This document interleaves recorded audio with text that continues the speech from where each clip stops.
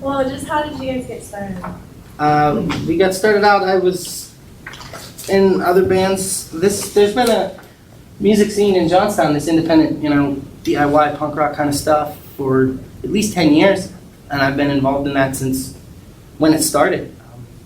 I made a lot of other friends that were in different bands.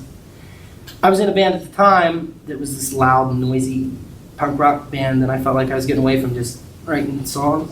I wanted to just try to write songs, simple songs. And started out by playing by myself, and then my friends that knew how to play instruments, they would play with me too. And eventually it sort of snowballed to the point where that it is on We Are Still at War. There's like 20 of us. Somebody wants to be there, they are. We went on tour this summer as a 16-piece. All 16 of us went in one van with a trailer, and it was a ridiculous circus every day of it. But we're going to we leave Saturday, and there's going to be 8 of us. So it kind of works that whoever can be there can be there. It's supposed to be set up like that. It's the only thing in my life, and so I try to afford that to my friends too. But it's the only thing in my life where there aren't rules or expectations or. These guys, they can come and go as they please. It's not like school. It's not like a job. It's supposed to embody that. It started like that, and then it evolved really, really naturally. When we're trusted to just do what we need, what we want to do, things work out. Maybe the guy that plays the violin isn't going to be there, so that song won't have we'll play a song that doesn't have a violin. But when he is there, maybe he's going to play the violin in a song that doesn't have it on the record. Kind of just do what you want. Not in a hippie jam kind of way, but dangerously close to that, I'm starting to realize as I answer this question. I play shows like this where it's just me and a guitar. If nobody could go but me, then I would just show up and play by myself. It's supposed to be the idea that these songs are the same. They're the same songs, no matter who's playing. What do you think your live show has to offer that the record doesn't? We wanted to do this one live so that it sounded like we do when we play live. The last one didn't, and you heard that one, so you can tell the difference between the two, one being overdubbed and pretty cleaned up, and the other one just sounding like the chaos that it is when you play live. I'd like to think that the live show is like a visual representation, it's like the actualization of the ideas that are talked about in it. The fact that you can tell that there are people that are just jumping around playing shakers and falling all over each other and stuff like that. It's supposed to look, I would think, it's supposed to look, all inclusive and like it's fun and moving towards a common goal without wallowing in in self-pity. It's supposed to look like that because that's what it is. That's how we do it. What I think the live show has to offer that the record doesn't is. You don't have to read between the lines if you're just listening to it. If you see it live, I think that there are people that, would see the band and walk away with a pretty good idea of what it is that we're all about, even if they can't hear what I'm saying. Do you guys run into a lot of groupies? No. No? Not even like 1 or 2? Because like my friends are in bands and like they play and there's like 15-year-olds and it's like locally and they have like all this little like 14-year-olds like running up and asking for pictures and stuff. I just didn't know. Because I know you guys are a little more mature than 15-year-olds, but I mean, some kids might listen to it, but I'm just saying, like, I just wondered if you ran into a lot of chicks.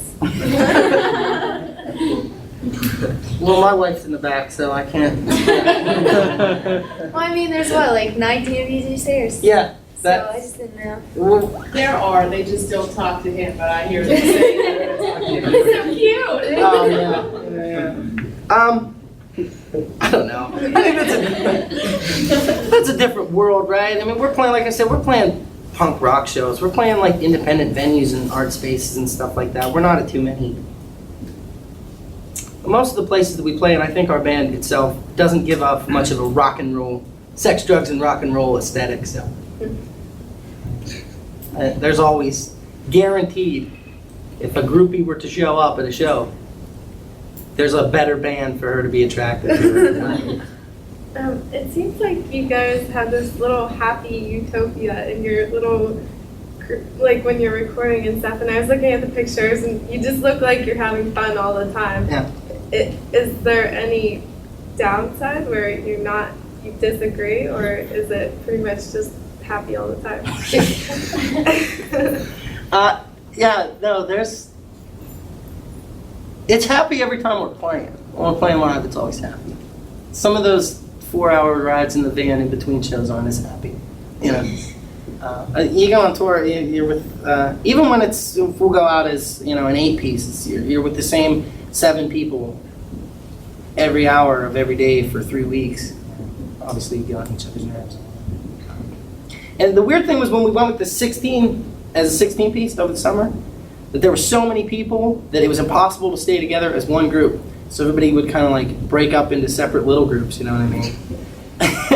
And that was what I thought was going to be this big, you know, chaotic, you know, 2-week tour of 16 people acting like they're in kindergarten. You know, we're all together doing the stupidest thing you ever thought of, touring as a 16-piece in one van. You know,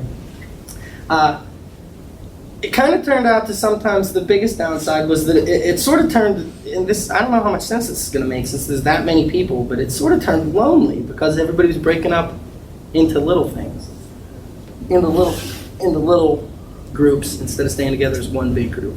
That was tough, and we had a couple of days into the tour, we had to sit down and figure out how to do that. We're at least going to hang out, all 16 of us, in the morning, and we're a family, damn it. We're going to get together and you're going to sit here and you're going to talk to me about how your day went. But then when you play on stage and we're all together, then it is always pretty happy. So you do consider yourselves a family? No, I was. Oh. Yeah, sure, I do. Yeah, these guys, you know, this is great. It's great. It's a lot of that. I really meant that. Like I was saying, some of these guys, most of us are living from the end of one tour to the beginning of the next. It's a lot of sacrifice to keep it going, and knowing that it's a sacrifice that we're all willing to make together really does make you look out for each other. When you're all touring, like how far of a radius do you tour? The furthest west we've played as a band was Chicago, but I played by myself in St. Paul, Minnesota. So that's the furthest west Beagle Club's been. We've been on every state on the East Coast. So Pennsylvania's a good place to be from and to be in a touring band because, you know, it's short drives to everywhere in the first place.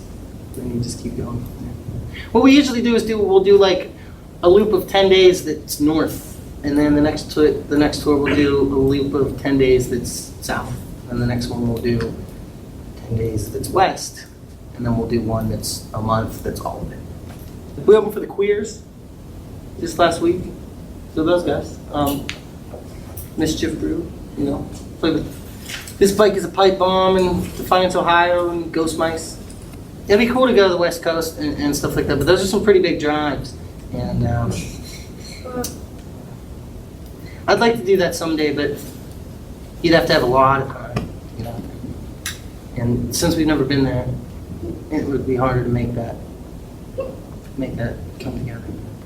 We don't, you know, what we get from shows or from selling CDs goes into just the money box for gas and so that we can eat while we're on tour.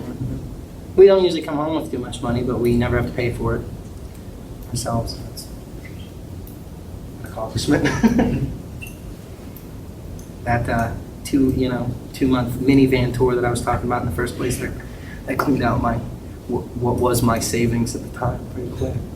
So it's nice to be to the point where that doesn't matter. This record came out in June, and we've sold about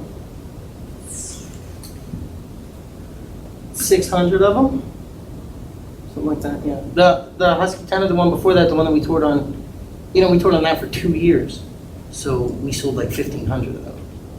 But there's no, they're in some stores, like little independent stores, info shops and stuff like that. And some distros carry them and stuff like that. But most of those records that are sold are just from us playing a show, somebody buying it after the after the show.